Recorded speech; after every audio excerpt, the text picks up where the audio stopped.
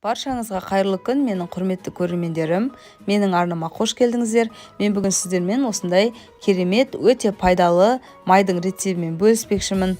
Бұл рецепті жасап, күнделікті қолданатын болсаңыздар, өкпе аурулары, бронхит, тұмау, сондай ауруларға таптырмас ем. Міндетті түрде видеоның соңына дейін қараңыздар. Бізге бар болғаны 2 ағзат қажет болады.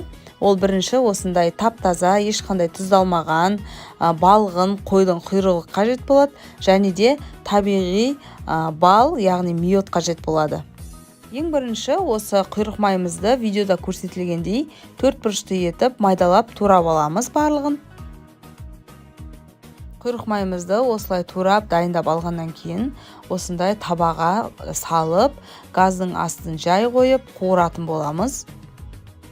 Және де біздің құйрық майымызды қуырған кезде арасын 5-10 минуттай салып, араластырып тұру қажет болады. Және де оттың асты міндетті түрде жай болу керек. Біздің құйрық майымыз қатты күйіп кетпегені дұрыс.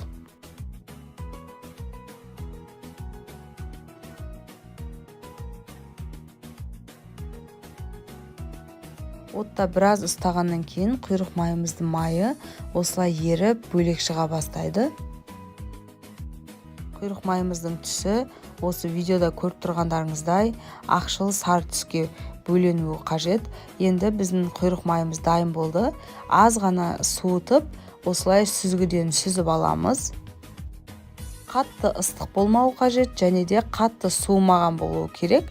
Себебі біз қазір балымызды, яғни миотты салған кезде біздің миотымыз белгілі бір дәрежеде еруі қажет болады. Сол үшін қатты ыстық май қажет емес, тек қана ыстығырақ болғаны дұрыс.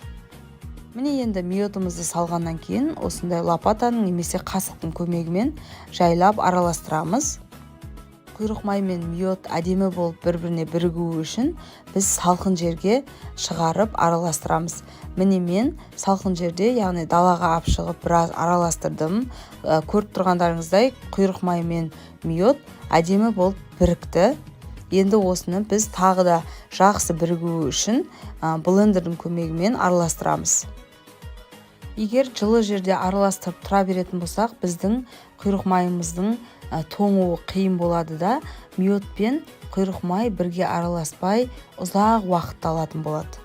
Блендермен араластырып болғаннан кейін осындай венчиктің көмегімен араластырып, тағы да далаға алып шығып, яғни салқын жерде тағы да араластыратын боламыз.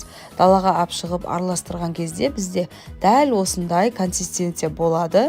Яғни бізде бұл жерде миот пен құйрық май бір-біріне жақсы бірігіп, бір келкі масса құрады десек те болады. Енді осы майымызды ыдыстарға құйып, салқын жерде сақтау керек болады. Мен осындай беті жабылатын контейнер ыдысқа құйып, мұздатқышқа саламын. Егер мұздатқыш болмаса, осындай салқын қыстың күндері балконға шығарып қойсаңыздар да болады.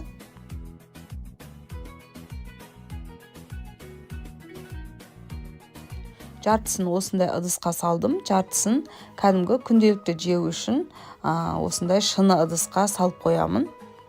Барлығын осы видеода көрсетілгендей етіп жасасаңыз, құйрық майдың ешқандай да дәмі де сезілмейді, тек қана миоттың ғана тәтті дәмі шығып, өте керемет болады. Бұны әсіресе үйдегі ер азаматтарыңызға берсеңіздер, денсаулығына өте пайдалы болары сөзсіз. Сол үшін сіздер де міндетті түрде жасап көріңіздер. Ас болсын. Менің видеома лайк басып, комментарий жазып кетуді ұмытпаңыздар.